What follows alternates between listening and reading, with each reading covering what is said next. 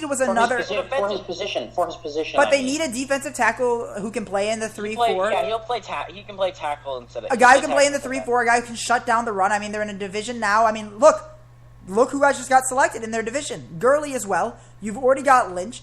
I understand that Arizona, Andre Ellington hasn't been reliable, but they want to build up that front seven again, and they need a run stuffer. And I think that's what Armstead does terrific. I mean, that's what he's really good at.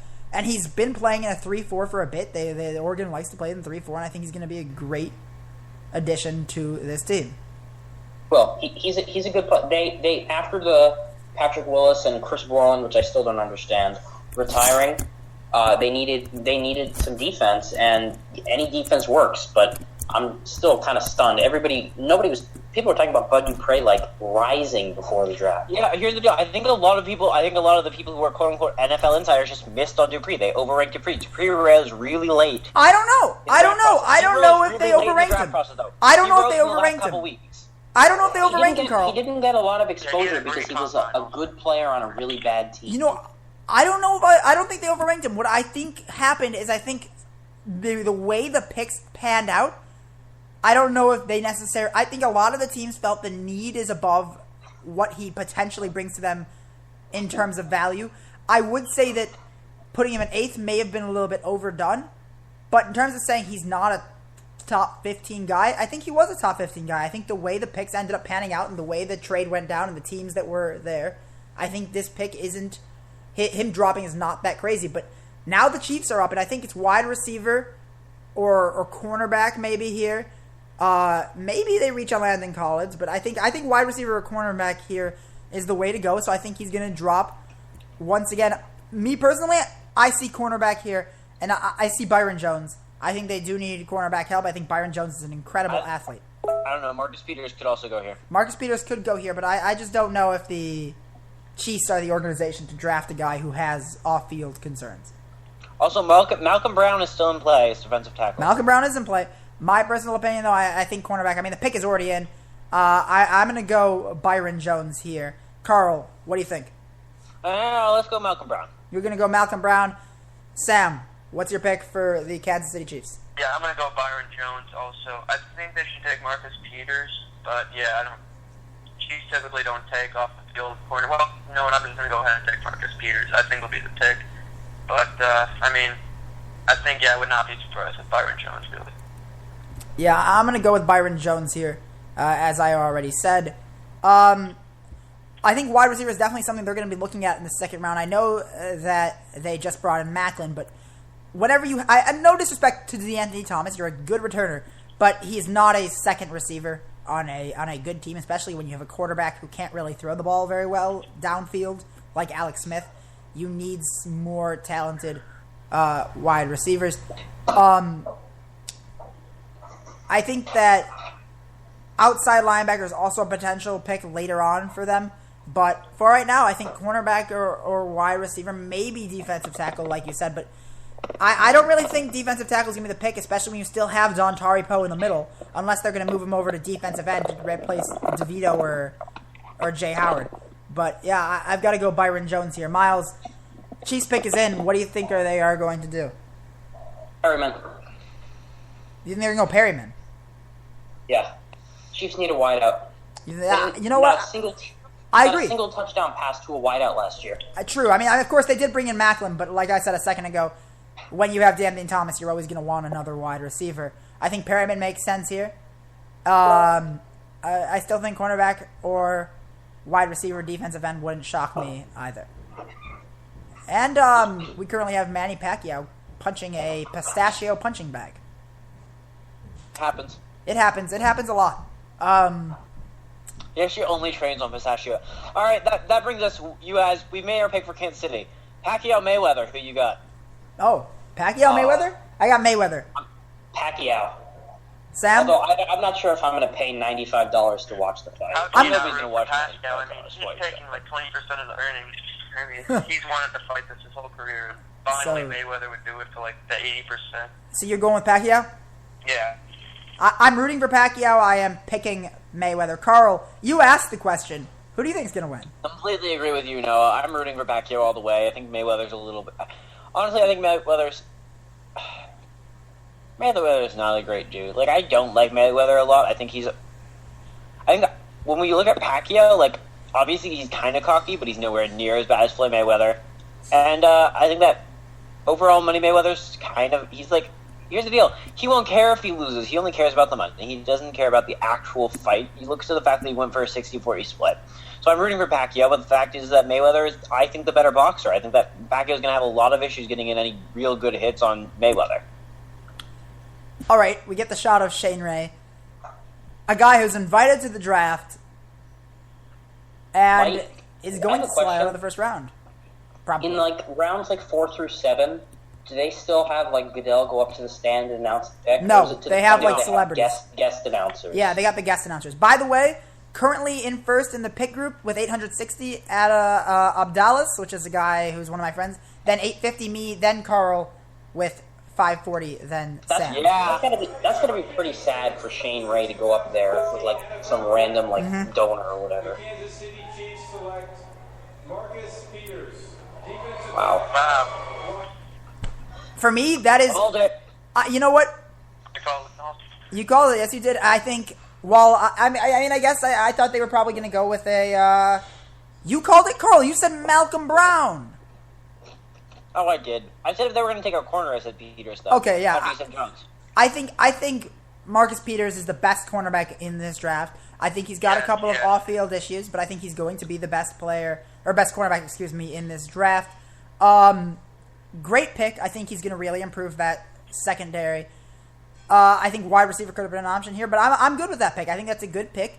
And we just have to keep it in the back of our minds that he got kicked off of his team. But apparently he didn't. But he did apologize to his coach. Apparently. That was all about the coaching change too. I know it's not okay though. You know that it doesn't make it okay.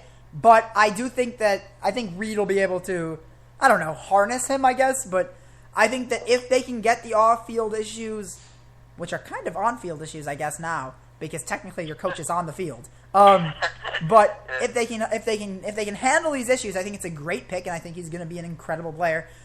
Cleveland's pick is already in, by the way, but they went Shelton, and now there's still a wide receiver available. I think Perryman is the pick. I got to go Perryman. Keep saying Perryman until he gets picked. Perryman and Shelton would be huge for Cleveland. I think Perryman, Shelton, that'd be a great first round. Whew. All right, so we've had a pretty up and down first round. It's been a fun draft for how few trades there are. Yeah. Yeah, it's been surprisingly quiet. Like last year, especially around this 1932 range, there were a lot of trades. Mm-hmm. All right. So, look, we've had the biggest losers thus far. Who do you think the biggest winner has been? I gotta look to. Overall, when you look at this set of teams, I don't know. You could say biggest winner. I think is the teams that a couple teams got some guys dropped to them. I gotta go Miami.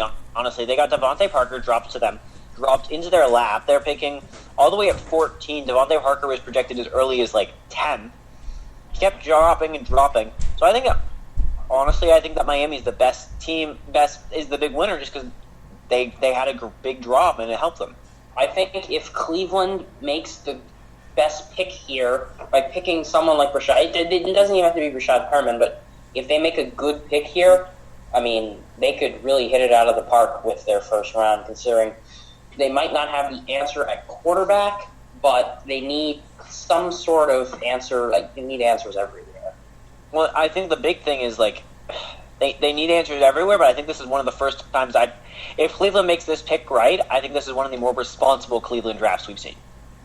As I said, I was saying to a friend earlier today, you've got to admire the fact that Cleveland has missed on it's got to be harder to miss on so many quarterbacks like they have than to just hit on one.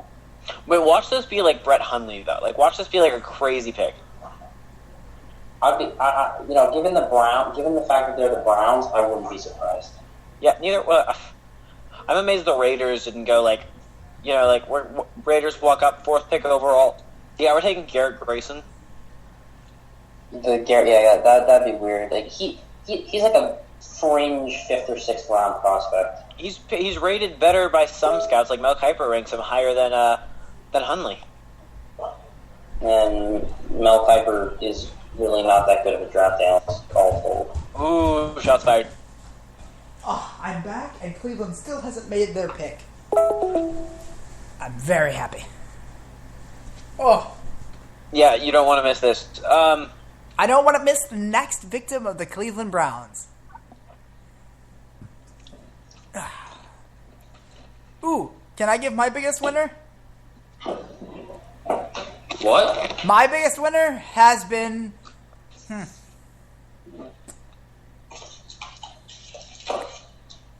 Wow, this is, Oh, wow. Biggest winner? I feel like there's been a lot of winners. You know, biggest winner, the NFL, for having a really intriguing NFL draft. That's a cop-out pick. Okay, fine. You want me to go with a player or a team? I'll do it. Team. 49ers getting Armstead that far down. Great pick.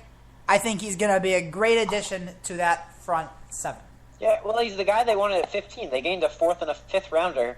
And got him. Yeah, they gained a 4th and a 5th rounder to pick the same guy they wanted to. Oh, yeah, that is true. That's a big... That's a definite increase. Got their guy and got two extra picks. I mean, you can't do much better than that. Yeah. Oh, I just... You know, I guarantee you whoever... I mean, everybody who's right now going to get picked by Cleveland's going to be happy because they're going to get selected. But at the same time, in the back of their mind, they've got to be thinking, my career is over.